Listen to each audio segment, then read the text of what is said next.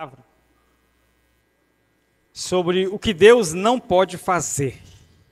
Como assim, pastor? Tem coisa que Deus não pode fazer? Tem, vou te falar 6 hoje.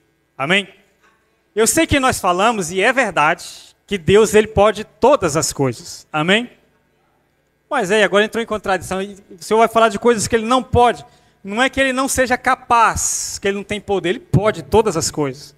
Mas essas coisas que eu vou te falar hoje é que ele não quer fazer, porque tem princípios por trás dele. Então eu quero te falar de 6 coisas que Deus não pode fazer. Não é que ele não consiga. Ele consegue o que ele quiser. Ele é Deus. Amém? Fala amém. Eu preciso do seu amém. Hoje eu estou carente de amém. Fala amém. Eu quero que você seja cheio do Espírito.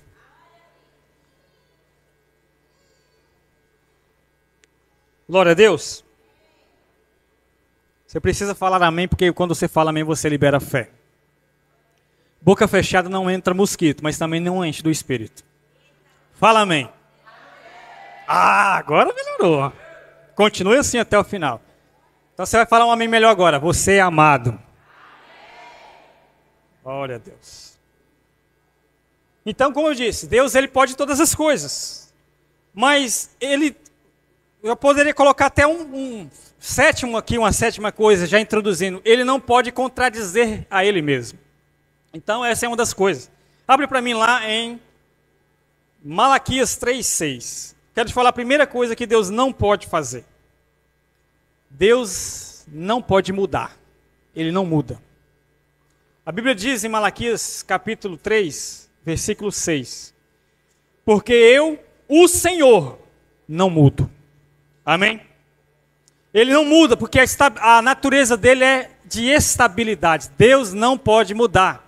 A Bíblia também diz lá em Hebreus 13, 8, se eu não me engano. 13, 8. Ele não muda, ele é o mesmo sempre. Ele é o mesmo ontem, hoje e será eternamente. Amém, queridos? Então, nós precisamos entender que a natureza dele é de firmeza, de segurança, de bondade, de esperança, de justiça. Por que é importante você entender que Deus nunca muda? Porque o mesmo Deus que você lê, que está lá na palavra de Deus, é o mesmo Deus na sua vida hoje. Ele não pode mudar. O mesmo Deus bondoso e poderoso que está lá na palavra de Deus, é o mesmo que está dentro de você hoje. Diga amém. O mesmo Deus que operou milagres, que ressuscitou mortos, que curou enfermos, é o mesmo Deus que está dentro de você hoje, na pessoa do Espírito Santo. Amém? Então diga, o Senhor não muda. Ele não muda. Eu sei que algumas pessoas, eu já até vi pessoas falando, incrédulas, não, mas o Deus do Antigo Testamento parece que não é o mesmo Deus do Novo Testamento. Parece que no Antigo Testamento Deus estava de mau humor. Não podia pecar, não podia fazer nada, que Deus caía fogo do céu, abria o chão e engoliu o povo. E é verdade, acontecia tudo isso mesmo, que Deus ele derramava ira sobre o seu povo. E parece que no Novo Testamento agora é um Deus pacato, né? Bom-humorado, deixa as coisas para lá, não faz mais nada, não condena pecado, ele não trata a rebeldia de ninguém, é um Deus mais de boa. Eu já ouvi pessoas falar isso.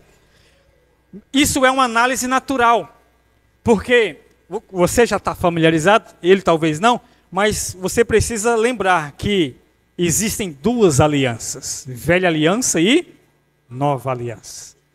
O que é uma aliança? A forma de Deus se relacionar com o seu povo é através da sua aliança. Não é por causa de você, é por causa da aliança. Na velha aliança, como nós chamamos também de Antigo Testamento, o Deus ele tinha que executar a sua justiça sobre o pecado, porque Deus é santo e é bom. Diga, Deus é bom.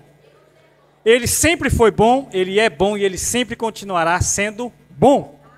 Amém? Diga, Deus é bom. O tempo todo. E o tempo todo, Deus é bom. Amém? Mas Deus, sendo justo, não pode compactuar com o pecado. Então ele tinha que executar a justiça.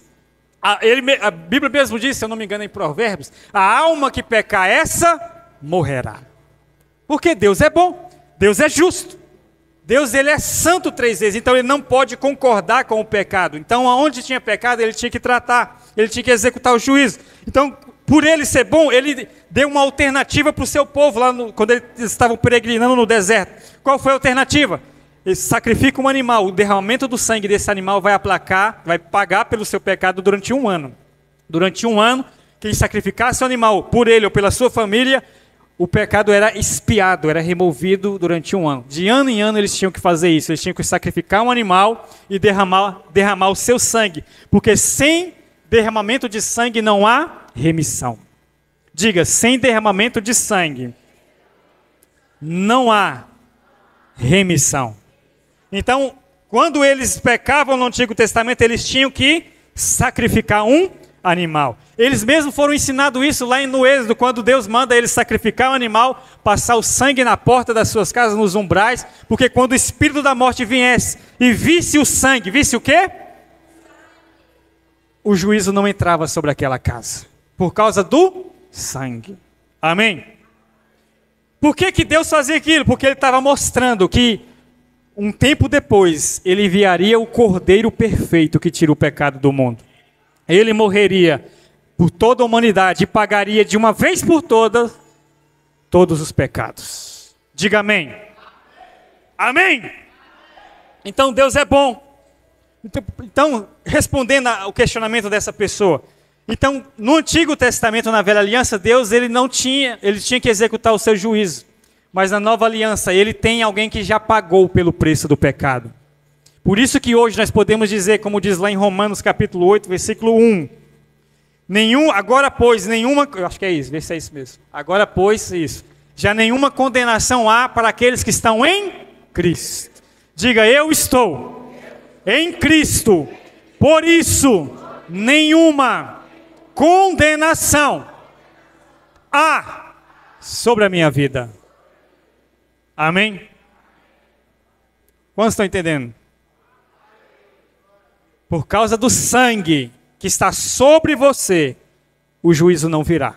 O espírito da morte não pode entrar. O diabo não pode destruir você. Mas não é por causa de você, por causa do quê? Mais alto. Por causa de quê? De quem? De Jesus. Amém? Não, pastor, isso aí foi só até a conversão. Depois de convertido, você precisa viver uma vida reta para que o pecado não pegue você. Bom, vamos ver na palavra de Deus, abrir Hebreus capítulo 10, versículo 12.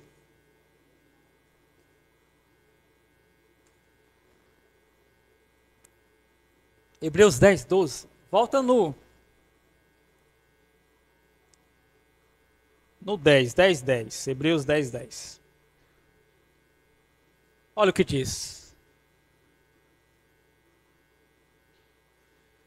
Nessa vontade é que temos sido santificados mediante a oferta do corpo de Jesus Cristo uma vez por todas. Por enquanto, até aí. Presta atenção no que está dizendo a palavra de Deus. Todo mundo me ouvindo aqui? Presta atenção porque aí você precisa ter revelação.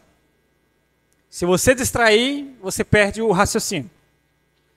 Nessa vontade é que temos é nós, ok? Temos sido o quê? Santificados. Nós somos o quê? Mediante o quê? A oferta do corpo de Jesus. Ou seja, o que nos santifica? O corpo de Cristo. A oferta que foi dada. Que oferta foi essa? O corpo de Cristo. Então, primariamente, o que santifica você? Jesus. A oferta de Jesus. A obra de Jesus. Não é a sua santidade. É a oferta de Jesus em primeiro lugar. Depois, entra a sua santidade, que você e eu temos que ter. Mas, o que tem santificado a nossa vida? A oferta do corpo de Jesus Cristo. Mas, durante quanto tempo que foi feita essa oferta? Uma vez por todas. É até a conversão? Baseado aqui? Uma vez por todas. Então, durante quanto tempo que a oferta de Jesus vale para santificar você? Quantos estão compreendendo? 11. Verso 11. Ora, todo sacerdote se apresenta dia após dia a exercer o serviço sagrado e a oferecer muitas vezes os sacrifícios que nunca jamais podem remover pecados. Então o que ele está falando aqui? No Antigo Testamento tinha a figura do sacerdote, amém? O que o sacerdote fazia? Era ele que levava o sacrifício. A pessoa que tinha que pagar pelo seu pecado, ele levava em oferta o animal, o sacerdote levava o sacrifício diante de Deus e sacrificava ele. Ele tinha que fazer isso todos os dias. É o que está dizendo aqui. Esse era o trabalho do sacerdote. Dia após dia exercer o serviço sagrado e oferecer muitas vezes os mesmos sacrifícios. Quantas vezes? Muitas. Os mesmos sacrifícios, que nunca jamais podem remover pecados. Próximo. Jesus, porém, tendo oferecido, quanto tempo? Por quanto tempo que Jesus ofereceu o sacrifício? Você está comigo? Então fala todo mundo, para sempre. Um único, um só, sacrifício pelos pecados. Assentou-se à destra de Deus. Amém? Então o que está dizendo aqui? O sacrifício de Jesus, ele é eterno e definitivo. Não é até o seu primeiro tropeço. Algumas pessoas acreditam, não, Jesus me perdoou, mas até eu cometer o próximo pecado. Não, é para sempre. Ele ofereceu um único sacrifício pelos seus pecados. Diga amém. O perdão de Jesus não é até o seu próximo pecado, é para sempre. Diga amém. Por quê? Porque na velha aliança eles tinham que oferecer muitos sacrifícios. Mas na nova aliança, o Filho de Deus ofereceu um único sacrifício, que vai durar para sempre. O perdão dos pecados. Diga, o perdão dos pecados é eterno. Amém? Então é isso que está dizendo. Deus, ele não pode mudar a si mesmo. Porque Deus é o mesmo ontem, hoje e será eternamente. Primeira coisa, uma das coisas que você tem que entender é que Deus, ele é fiel à sua palavra. Ele é fiel a você, mas em primeiro lugar ele é fiel à sua palavra. Quando você crê na palavra dele, a fidelidade dele alcança você. Por que algumas pessoas, elas até querem de Deus? Quantos querem receber mais de Deus aqui? Por que alguns não recebem? É porque Deus está sendo infiel com elas? Não, Deus é fiel com a sua palavra. É essa pessoa que não está conseguindo crer na palavra de Deus. Porque na nova aliança, a única condição para receber é o quê? Crer o que já foi feito. Eu falei semana passada e vou te falar de novo. Vida cristã não é fazer, é receber aquilo que já foi dado na cruz do Calvário. Então você veio aqui para receber. Mas a pergunta é, você quer receber? Porque Deus é o mesmo. Ontem, hoje e para sempre. Ele é bom, ele foi bom no passado. Ele é bom hoje. E ele continuará sendo bom eternamente. Amém? Eu estava meditando sobre essa frase, né? Volta em Hebreus 13, 8. Que Deus, ele é o mesmo ontem, hoje e será eternamente. Sobre o que eu falei sobre a diferença entre ansiedade, estresse e depressão. Falei no retiro. Quantos estavam no retiro? O último retiro não. Outros não estavam, eu vou falar para você. Existe uma diferença entre ansiedade, depressão e estresse. Tem outras definições, eu vou te dar as que eu tenho, as que eu acredito, tá? Estresse é excesso de presente. É quando você está acumulado com coisas demais, você fica estressado. É excesso de presente. Depressão é excesso de passado. Coisas não resolvidas do seu passado estão matando você aos poucos por dentro. Você sempre é preso ao passado. Passado não resolvido. Estresse é presente não resolvido. E ansiedade é excesso de futuro, é medo do futuro, do que vai ser. Eu não sei como é que vai ser. Não sei como é que vai ser amanhã. Não sei como é que vai ser o final do mês. Não sei como é que vai ser o final, até o final do ano. Não sei o que vai ser da minha vida. Você fica ansioso. Porque você vê aquilo e você não sabe o que vai acontecer. Mas esse versículo aqui é para consolar você. Lembra que eu falei? Ansiedade, depressão é excesso de quê? Passado. Ontem. De ontem. Estresse é excesso de presente. O hoje. E ansiedade é excesso de futuro, o amanhã. Mas a palavra de Deus diz que Deus é o mesmo ontem e no passado, hoje e no presente, e será o mesmo no futuro. Ele estava com você lá no passado, Ele está com você hoje, e Ele estará com você eternamente. Mas você precisa descansar na palavra que Ele diz para você. Amém? Porque Ele é fiel à sua palavra. Quando você crer nela, a fidelidade alcança você. Amém? Ah, pastor, mas teve momentos na minha vida que Deus não foi fiel. Ele foi o tempo todo e sempre será. Mas Ele sempre, em primeiro lugar, será fiel à sua palavra. Amém? Ele é fiel para cumprir o que Ele prometeu. Então Deus, a primeira coisa que Deus não pode fazer, Ele não pode mudar. Ele não mudou com você. Quando você erra, Deus não muda com você, porque Ele nunca muda. Por que você vai conseguir mudar Deus? Quando você acerta, Ele também não muda. Ele não fica melhor para você e fica pior para você quando você erra. Ele continua sendo o mesmo. A única coisa que é afetada é o seu relacionamento, que pode ser afetado pelo seu pecado. Pecado definitivamente é uma coisa ruim, não queira cometer, porque pecado tem consequências. E uma delas é comprometer a sua comunhão com Deus. Mas a natureza dele jamais vai mudar com você. Amém? Amém? Você crê nisso? Deus não pode mudar. Ele sempre será o mesmo. Então você precisa lembrar disso. Estou tentando lembrar de uma referência agora eu vou lembrar.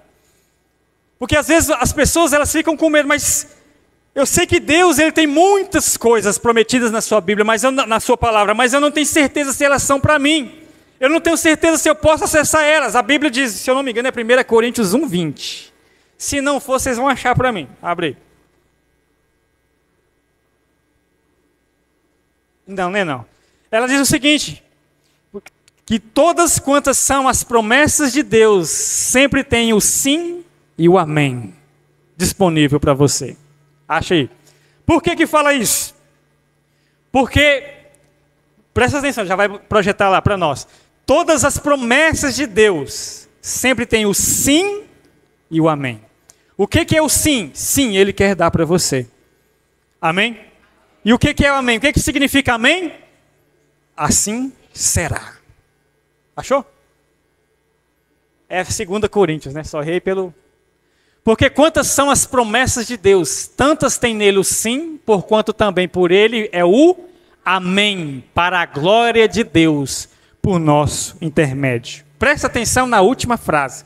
Para a glória de Deus, por nosso intermédio. Deus é glorificado quando você é abençoado. Presta atenção. Deus é glorificado quando você é abençoado. Você acha que Deus quer ser glorificado? Sim ou não? E para Ele ser glorificado, Ele tem que fazer o quê? Você acha que Ele quer te abençoar? Porque quanto mais abençoado você for, mais glorificado Ele é. Você está entendendo o que eu estou dizendo? A glória de um pai, de uma mãe, é quando o filho está bem vestido, ele é bem educado, ele é comportado. Isso é a glória do pai. Quando o filho é abençoado, o pai e a mãe, ele é glorificado. Parabéns pelo pai e a mãe por ter um filho abençoado assim. Sim ou não? Deus também é assim. Quanto mais ele tem filhos abençoados, mais cheios do Espírito, mais Deus é glorificado. Nós glorificamos a Deus com a nossa boca. Fala, glória a Deus. Mas nós também glorificamos a Deus quando somos abençoados. Não querer, está gravando, né? Grava essa parte. Não querer ser abençoado é pecado. Porque a bênção na sua vida glorifica o seu Pai. Quando você diz que não quer ser abençoado, você está dizendo que o que Ele pagou para te dar não valeu a pena. Amém? Você glorifica o seu Pai quando você é abençoado. Olha, vamos ler de novo. Olha aqui. Porquanto também por Ele é o amém, para a glória de Deus, por nosso intermédio. Amém? Deus nunca muda. Todas as promessas de Deus têm o sim e o amém para você.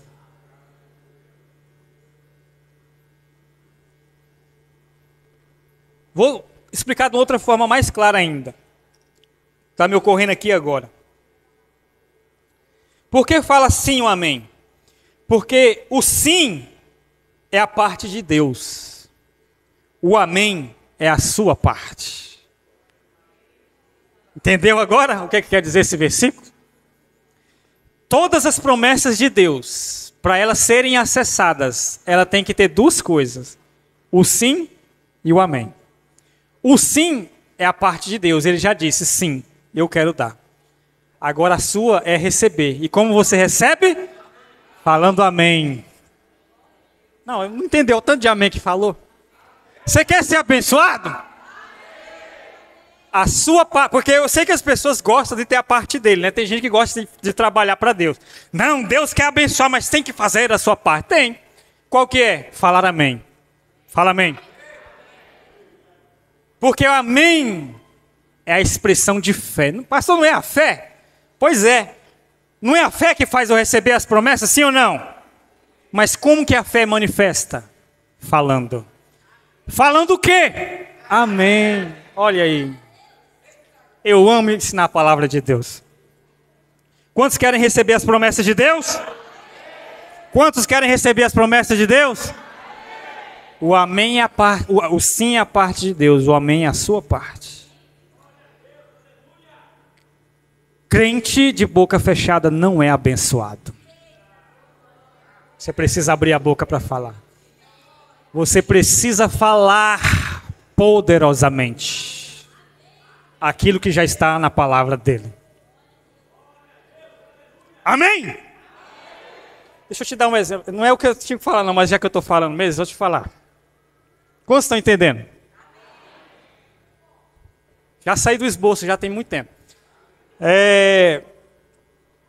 Imagina você que uma pessoa muito rica faz um pix para você. Alguém quer pix aí? 10 milhões de reais para você. Ajuda? Só que para você sacar esse dinheiro, você precisa do quê? Da senha. Ou da sua digital, né, que hoje é tudo informatizado. Você precisa de uma chave de acesso. Aí vai depender do aplicativo, do banco, mas todas precisam de uma chave de acesso. Se você esquecer, ou perder, ou não usar essa chave, você consegue sacar esse dinheiro? Sim ou não? Porque você não está usando a chave de acesso. Está entendendo? A sua fé é a chave de acesso a tudo que Deus deu para você. Ele já te deu. A Bíblia diz que Ele te enriqueceu em todas as coisas. Todas é todas, inclusive financeiramente. Saúde, espiritual, ministério, tudo. Todas é todas as coisas. Só que por que alguns não estão sendo abençoados? Ou esqueceu a chave de acesso ou perdeu. Ou está com ela guardada e não quer usar. Fala, será que vai dar certo essa chave? Mas será que eu mereço pegar esse dinheiro? Eu não sei se eu uso, eu não sei se eu mereço. Faz sentido isso? É a mesma coisa com Deus. Ele já deu. Deus, eu vou te falar. Pode falar? Se você não tem recebido mais de Deus, é porque você ainda não quis. Dói, né? Mas é a verdade.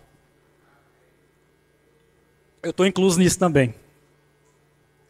Falta falar mais. Falta mais amém na nossa vida. Porque o sim já foi dado. Cadê o amém? Fala amém. Diga amém. Eu creio. Aleluia. Ai, Deus. Deixa eu abrir aqui. Vai vir nos versículos na minha cabeça, eu tenho que falar. Apocalipse 22.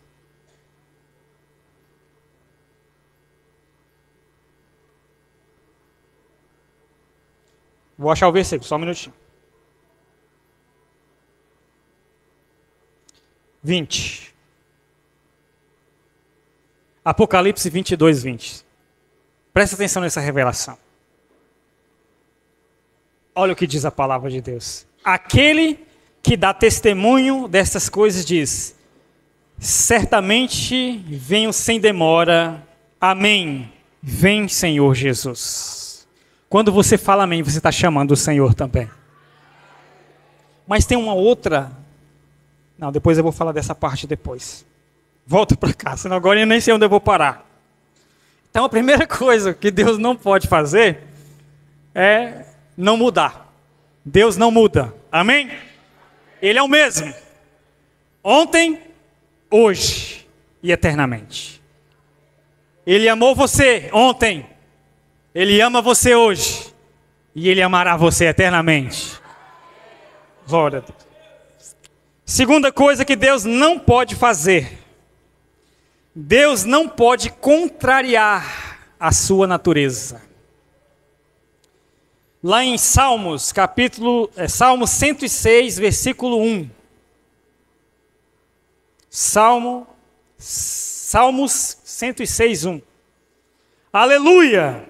Rendei graças ao Senhor, porque Ele é bom. Deus é o quê? Porque a sua misericórdia dura para sempre. Amém? Lá em Marcos capítulo 10, versículo 18, Jesus enfatiza essa parte da natureza de Deus. Presta atenção, Marcos 10, 18. Diz o seguinte: respondeu-lhe Jesus: por que me chamas bom? Ninguém é bom senão um, que é Deus. Deus é bom. Essa é a natureza de Deus. A natureza de Deus é ser bom. Diga, Deus é bom. Na sua vida, amém? Ele não pode contrariar a sua natureza. A primeira coisa que eu falei, ele é fiel à sua palavra. A segunda coisa, ele é bom e ele jamais deixará de ser bom. Amém? Até mesmo a justiça de Deus, quando ele executa a sua justiça, ele está demonstrando o seu amor. Porque ele, sendo bom, não pode deixar que o pecado prevaleça, que o mal vença. E por isso ele precisa executar a justiça. Até quando ele disciplina você, quando ele fecha portas para você, ele continua sendo bom. Porque ele te ama tanto que ele não pode deixar você permanecer no erro. Por isso ele é bom o tempo inteiro. Amém? Quando as coisas estão dando certo na sua vida, ele é bom. Amém? Quando as coisas não estão dando certo, ele continua sendo bom. Quando as portas estão abertas, é porque ele é bom. Amém? Quando as portas ainda estão fechadas, ele continua sendo bom. Aleluia!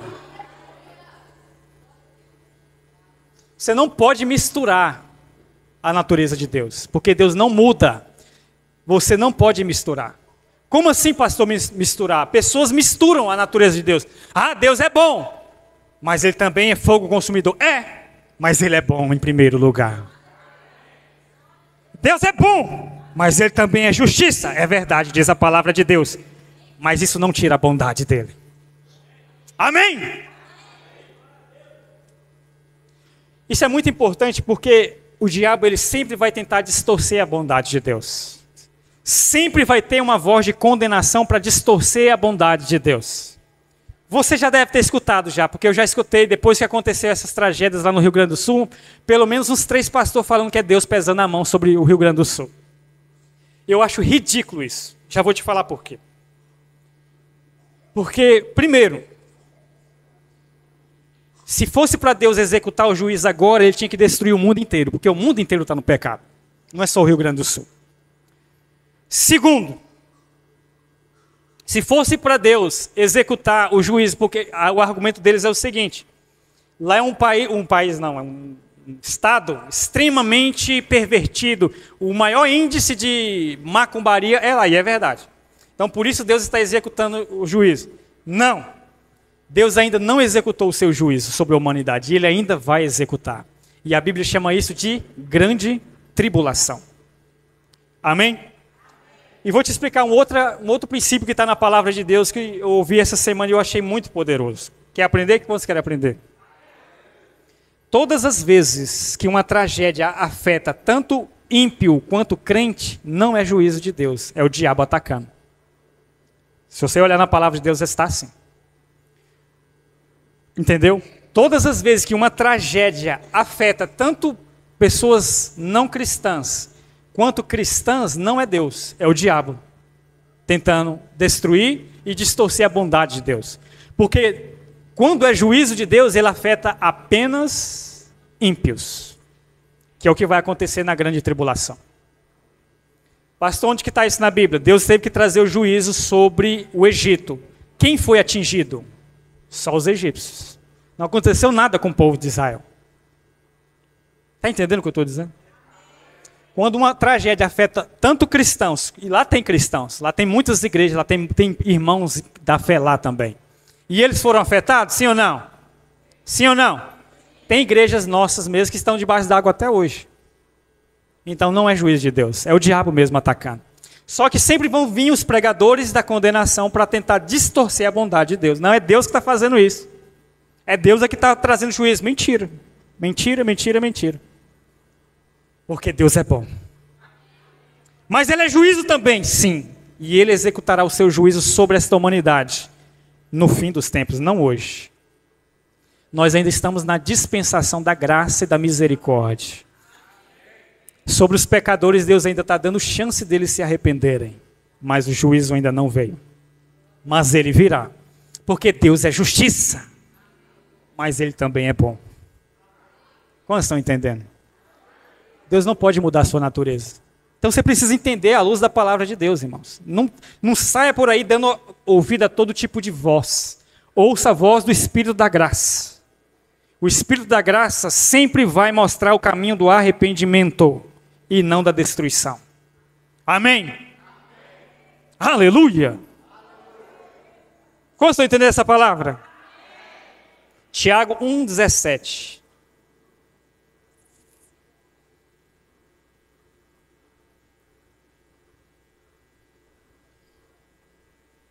Tiago 1,17 diz o seguinte: toda boa dádiva e todo dom perfeito são da onde?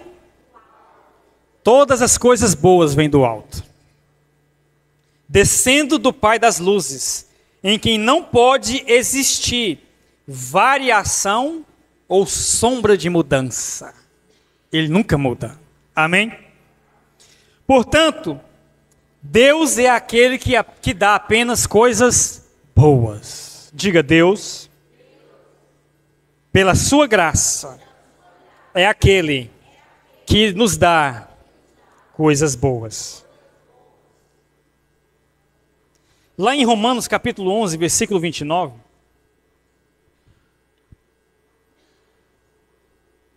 diz o seguinte, Romanos 11, 29. Os dons e a vocação de Deus são o quê? Irrevogáveis. Deus não toma aquilo que Ele dá. Aqui, os dons e a vocação de Deus são o quê? O quê? Irrevogáveis. Deus não toma aquilo que Ele deu. Você consegue crer nisso? Aquilo que Deus te deu, Ele não vai tomar. Você pode perder, mas não foi Deus que tomou. Mas porque o que Ele dá, Ele não toma. Deus, Ele não é um menino mimado que dá um presente para você. Aí você contraria, ele fala: não, agora não quero te dar mais não, me dá de volta aqui. E fica emburrado com você. Isso é reduzir a Deus ao mais baixo nível. É irrevogável. Eu sei que na palavra de Deus, lá em Jó 1, 20 eu acho, Jó fala, 21, Deus me deu, Deus tomou, bendito seja o nome do Senhor. É uma linda frase. Mas isso quem estava falando era Jó. Essa era a percepção que ele estava tendo naquele momento. Não é essa a verdade da palavra. Está registrado porque aquilo era o que ele estava vendo. Ele tinha acabado de perder tudo. Estava acontecendo tudo errado. Então, a visão que ele estava tendo naquele momento era disso. Ele achou que Deus que estava tomando dele tudo. Mas mesmo assim ele permaneceu. A Bíblia diz que Deus não achou erro nele. Mas aquela era a percepção dele. Porque se for olhar essa história à luz do Evangelho, Deus deu, o diabo tomou, Deus devolveu em dobro, bendito seja o nome do Senhor. Porque tudo que o diabo roubou de você, porque ele é o ladrão, Deus vai restituir em dobro na sua vida. Amém?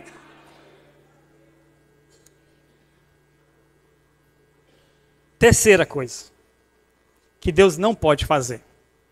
Qual que é a primeira? Ele não pode mudar.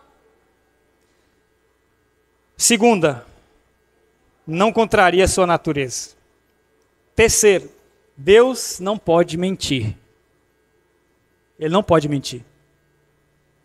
Ele também não pode contradizer-se ou ir contra a sua própria palavra.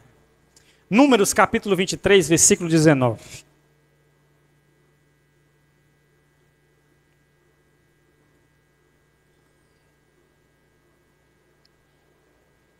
Olha o que diz a palavra de Deus. Deus não é homem para que minta, nem filho do homem para que se arrependa. Eita, poderoso, né? Porventura, tendo ele prometido, não o fará? Ou tendo falado, não cumprirá? Você crê que ele vai cumprir? Mas deixa eu mostrar um negócio para você na palavra de Deus. Lá em Gênesis 6,6, abre aí. Deus não se arrepende. Olha o que diz em Gênesis 6,6. Então se arrependeu o Senhor. E agora, me explica essa, ateu. Teólogos, tem algum teólogo aí para me ajudar? Vou explicar, pode ficar tranquilo. Nós acabamos de ler lá que Deus não é homem para que minta, nem filho do homem para que se arrependa. Mas agora aqui em Gênesis 6,6 fala que Deus se arrependeu de ter feito o homem na terra. Os ateus amam essas pequenas contradições. Fala, tá vendo? Tem contradição na palavra de Deus. Você quer aprender? Quantos querem aprender? Glória a Deus, porque você tem um pastor que faz o dever de casa. Aleluia. Eu fui estudar. É claro que esse é o meu trabalho, aprender a palavra de Deus. Vou te explicar. Sempre a resposta está no original, no idioma que foi escrito. Porém, você sabe que originalmente o Antigo Testamento foi escrito em hebraico e o Novo em grego, ok? Quando os tradutores estavam traduzindo a palavra, os textos, eles traduziram essa palavra como arrependimento. Mas foi um pequeno equívoco. Por quê? Porque no original essa palavra que está lá está escrito Nachan. Fala Nachan. Você aprende até hebraico aqui. Vamos lá, Nachan.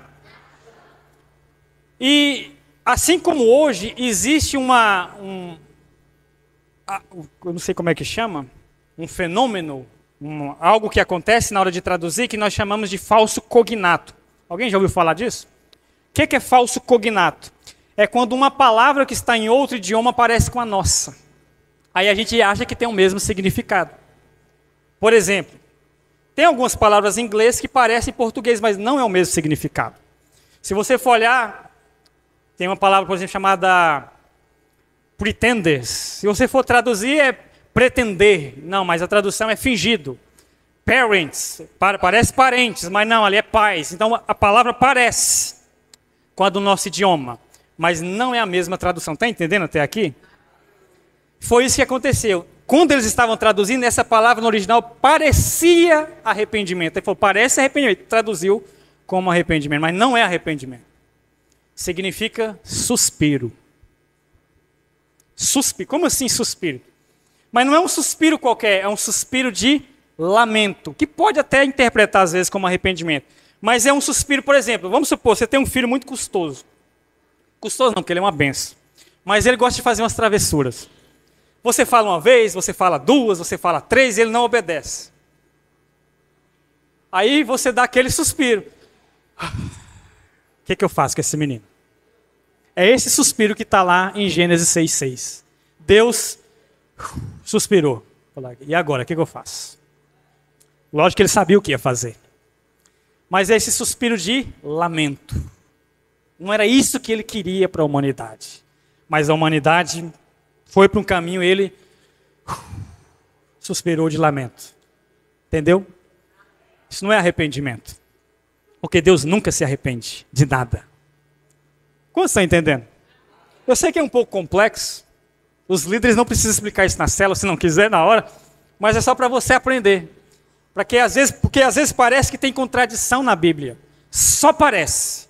Eu tenho, nesses 16 anos estudando a palavra de Deus profundamente, eu cheguei a uma conclusão. Todas as vezes que eu acho contradições na Bíblia, é porque a contradição está na minha interpretação, não na palavra de Deus. Então a Bíblia nunca se contradiz. Sempre há uma explicação. Amém? Deus nunca pode mentir. Tito 1:2 diz o seguinte: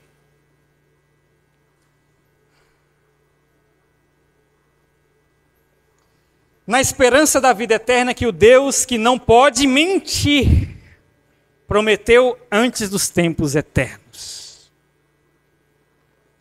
Deus não mente. Por que é tão importante você crer? Por que crer é a principal condição para você receber algo de Deus? Porque quando você não crê no que Deus disse, você está dizendo o quê, em outras palavras? Quando eu falo uma coisa para você, e você não acredita no que eu falei, você está querendo dizer que eu sou o quê? Mentiroso. Quando você não crê naquilo que Deus disse, você não está chamando, mas você está demonstrando que você não confia naquilo que Ele falou. Mas se Ele não pode mentir, aquilo que Ele prometeu para você, Ele vai cumprir. Então, por isso que é importante crer. Porque quando você não crê, você está desmerecendo aquilo que Deus falou. Amém? E o que Ele disse? Tudo que você pedir no nome dEle, Ele vai te dar. Você crê nisso? Mas você tem pedido tudo? Nós precisamos crer naquilo que Deus falou.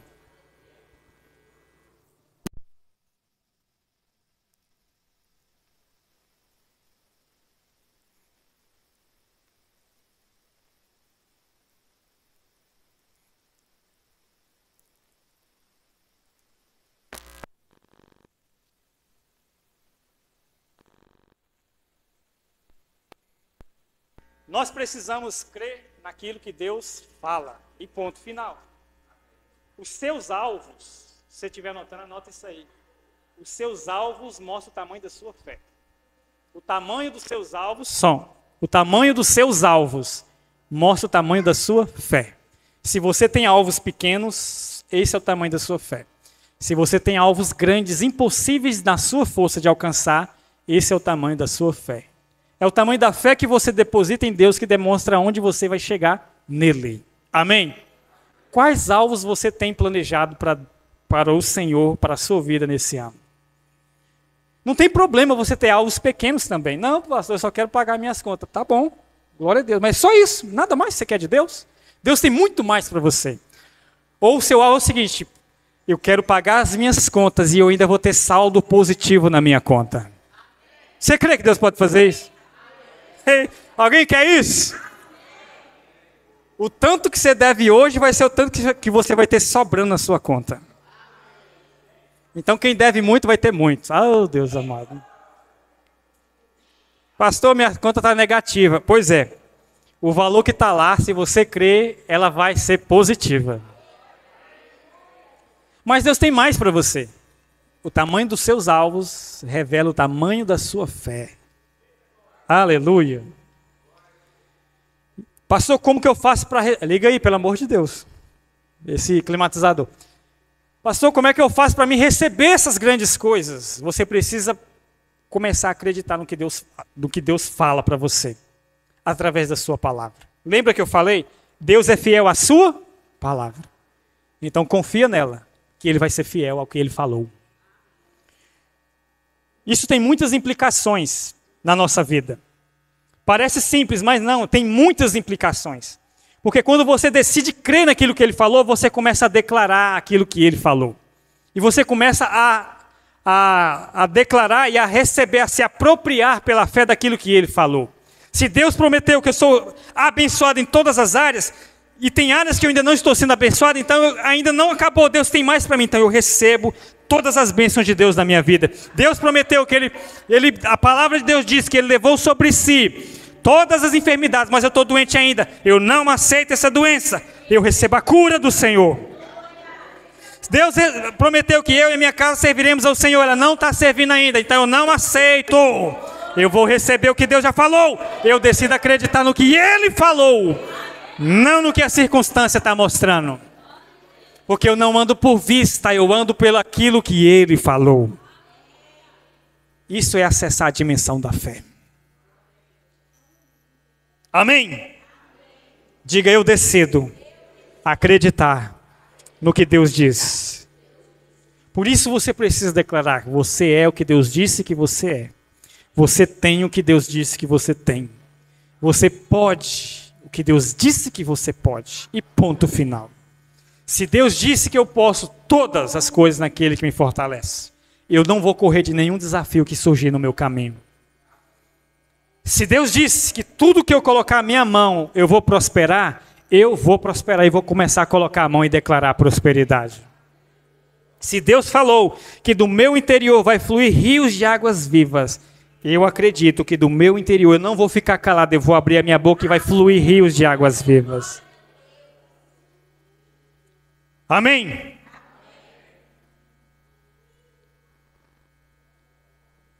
João 1:1. Deu problema no climatizador? Ah, tá voltando, tá certo. Glória a Deus. João 1:1. No princípio era o verbo, e o verbo estava com Deus, e o verbo era Deus. O verbo é a palavra. O verbo é a palavra. Deus e a sua palavra são um. Por isso que é muito importante você confessar a Bíblia, porque quando você está confessando a palavra de Deus, está manifestando o próprio Deus através da sua boca. Porque Deus tem compromisso com a sua palavra. Amém? Quarto, Deus não pode salvar um pecador sem um sacrifício substituto. Como que é isso? Deus não simplesmente ele não pode dar um tapinha nas costas da mulher e falar: vamos lá, vamos de novo, vamos deixar esses pecados para ele. Ele não pode fazer isso. Porque Deus ele é santo e ele é justo. Deus ele não pode ignorar o pecado. Amém, irmãos? Então Deus, a quarta coisa que Deus não pode fazer é salvar um pecador sem que alguém tenha pago pelos pecados dessa pessoa. Ele não pode fazer isso. Ele não pode simplesmente salvar por dó. Tadinha, vou salvar, vou deixar para lá esse pecado. Ele não deu conta, né? Vamos deixar para ele. Não pode fazer isso. Porque Deus ele é santo, santo, santo. E ele não pode compactuar com o pecado. Então o que ele fez? Enviou o seu filho para pagar pelos meus pecados e os seus pecados. Diga: os meus pecados já foram todos pagos na cruz do Calvário. A Bíblia diz que Jesus na cruz rasgou todo o escrito de dívida que era contra você. O que é um escrito de dívida? Você já deveu ou deve, você sabe, né? Às vezes você faz a promissória e o cobrador, quando vence, ele vem cobrar. O boleto, tudo isso é escrito de dívida. Você sabe como que é isso? Diante de Deus, por causa dos nossos pecados, nós tínhamos escrito de dívida. O resultado desses pecados era a condenação eterna. O que Jesus fez na cruz? Pegou todos esses escritos de dívidas e rasgou. Pagou por todos os seus pecados.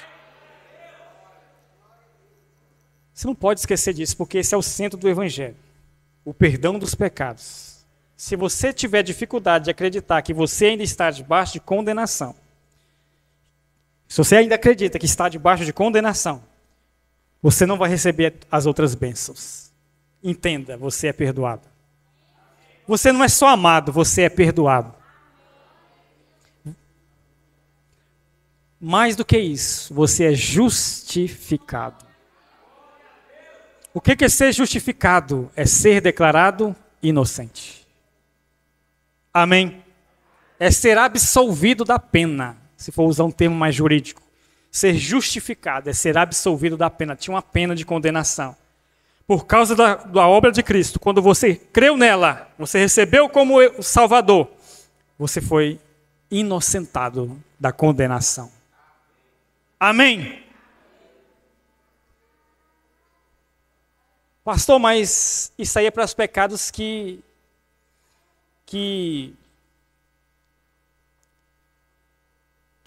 a gente arrependeu só na conversão, ou só quando a gente se arrependeu. Isso me faz lembrar de uma frase de Jesus mesmo quando estava lá na cruz. Eu não me lembro a referência, mas foi uma das frases que ele falou na cruz. Quando ele estava sendo pregado na cruz, ele falou uma frase: Pai, perdoa eles. Por quê?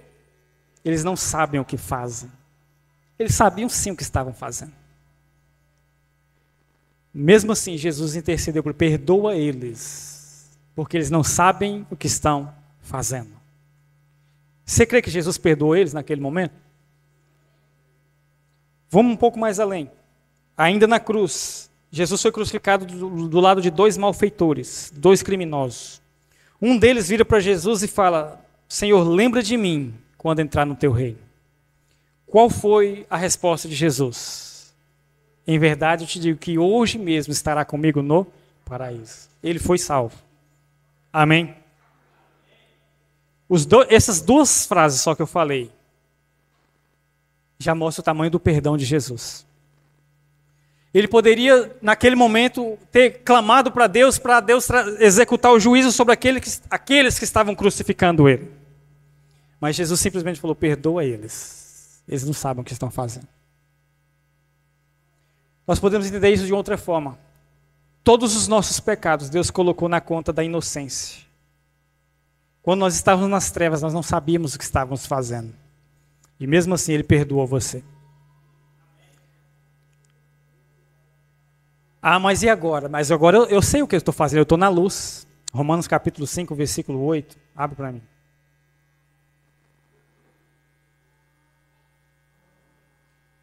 Mas Deus prova o seu próprio amor para conosco pelo fato de ter Cristo morrido por nós, sendo nós ainda pecadores. 9. Logo, muito mais agora. Lembra do muito mais? Quantos estavam aqui nessa semana pensando? Sendo justificados pelo seu sangue, seremos salvos. Quando você não sabia o que estava fazendo, Ele perdoou você. Mas agora eu sei o que eu estou fazendo. Não sabe não. Muito mais agora, você foi justificado pelo Senhor. Antes de você conhecer o Senhor, Ele perdoou você. Agora que você conhece o Senhor, muito mais, Ele perdoa você. Amém. Quinto, estou acabando já. Deus não pode levar aqueles que não são justos para o céu. Não sei se você já ouviu isso, isso é bíblico. Não entra nenhum pecador no céu. Nenhum. Fala amém agora. Como assim? Não entra. Não entra pecado no céu. O céu é um lugar sagrado, é um lugar santo. Não entra nenhum pecador. Só entra justo. Só justo. Deus não pode levar nenhum pecador para lá. Mateus capítulo 5, versículo 20. Olha o que diz: porque vos digo que, se a vossa justiça não exceder, ou seja, não for maior, a dos escribas e fariseus, jamais entrareis no reino dos céus. Ou seja, se a sua justiça não for maior que a dos fariseus. Os fariseus, eles davam o dízimo até do chá que eles iam tomar. Tentava fazer tudo certinho. E Jesus fala: se você não for mais justo do que eles, mais correto do que eles, entre aspas, porque eles não eram tão corretos assim, você não vai entrar no reino dos céus. É isso que está dizendo. Então não tem como nenhum pecador entrar no céu. Está entendendo o que eu estou dizendo? Quem vai entrar no céu então? Aquele que foi justificado pela graça. Está entendendo? Você precisa decidir o que você é em Deus. Se você diz que você é pecador ainda, você não vai entrar, porque não entra lá. Mas se você quer entrar no céu, você precisa aceitar o que Cristo fez por você. Você é feito justiça de Deus. Então você tem que decidir. Só tem duas formas de entrar no céu. Duas. Quem quer entrar no céu aqui?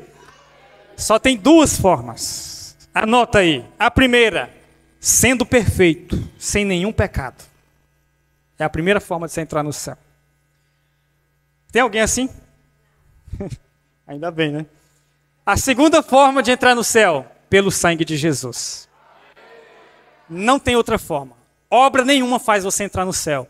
Santidade própria nenhuma. Santidade é para você dar um bom testemunho, não é para ser salvo.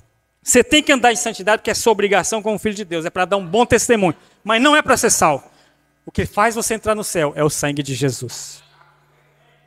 Só tem duas formas de entrar no céu. Qual das duas você acha que você vai conseguir entrar? Só pela segunda. Só pelo sangue. Ou então você decide. Ou você continua dizendo que você ainda é um pecador e continua pecando. Ou você decide acreditar no que Deus diz e assume a sua verdadeira identidade. Você é justiça de Deus em Cristo Jesus. A decisão é sua. Amém? Romanos 5,17. Eu amo esse versículo.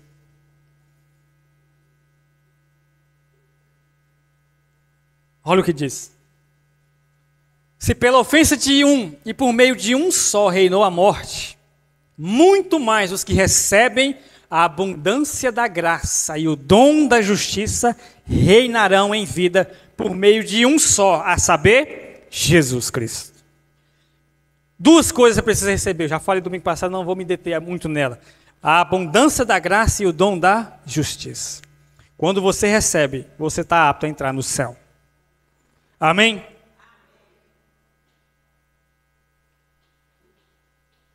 Então, só para fechar essa parte, não é bíblica. Não é bíblica a frase que diz que tem muito crente dentro da igreja que está condenado ao inferno. Não é bíblica isso.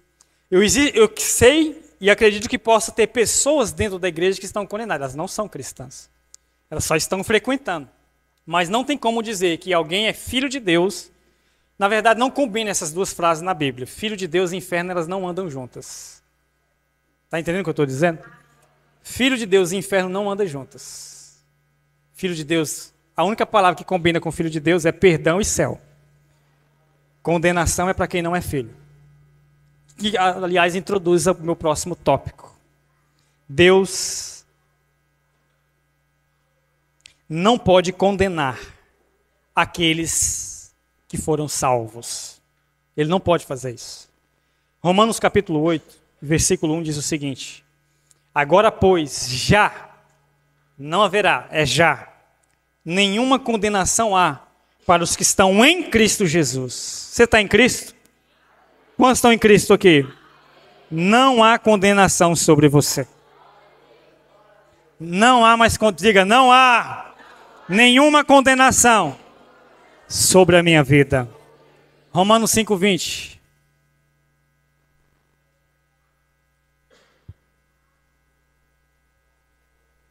Sobreveio a lei para que avultasse a ofensa, mas onde abundou o pecado, superabundou a graça de Deus. Deus não pode condenar quem foi salvo pelo seu sangue. Ele estaria contradizendo ele mesmo. Ele salvou e agora ele vai condenar. Ele não pode condenar aquele que ele salvou. Vamos ler de novo lá em Hebreus 10, 11. Hebreus 10, 11. Ora, todo sacerdote se apresenta dia após dia a exercer o serviço sagrado e a oferecer muitas vezes os mesmos sacrifícios que nunca jamais podem remover pecados. Jesus, porém, tendo oferecido por quanto tempo? Quanto tempo, irmãos? Ele ofereceu o sacrifício por quanto tempo? Um único sacrifício, pelos pecados. Assentou-se à destra de Deus, aguardando daí em diante até que os seus inimigos sejam postos debaixo por estrado dos seus pés. Porque com uma única oferta aperfeiçoou para sempre quantos estão sendo santificados. A obra que ele fez na sua vida é para sempre. Você não tem o poder de desfazer ela. O seu pecado não tem poder de desfazer aquilo que Deus fez por você. Os seus erros não têm poder de anular o que Jesus fez por você. É para sempre. É para sempre. Amém? Fique de pé onde você está. Deus não pode condená-lo se Cristo já te perdoou. Levanta sua mão para o céu e diga: eu sou perdoado. Eu sou amado. Eu sou justificado. Eu sou salvo.